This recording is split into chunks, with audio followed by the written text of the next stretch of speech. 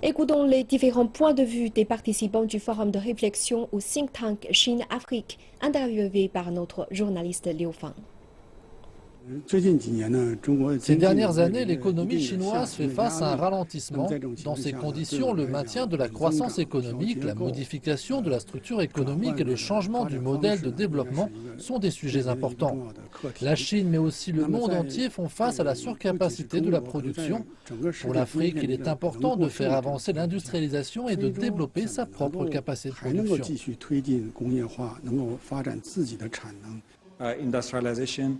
L'industrialisation en lien avec le développement des capacités humaines. L'industrialisation est également liée à la transformation de l'agriculture.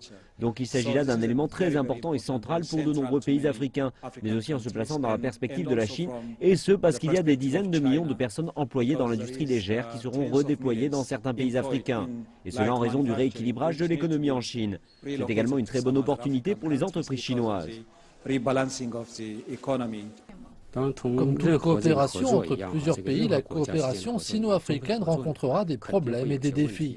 Pour résoudre ces problèmes, il faut approfondir la coopération et changer de modèle de développement. C'est pourquoi, lors du forum sino-africain, nous avons lancé le sujet portant sur la coopération relative à la capacité de production.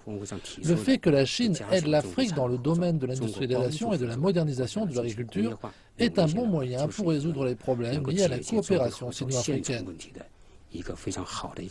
Aucun pays au monde ne peut se développer s'il n'a pas une base industrielle.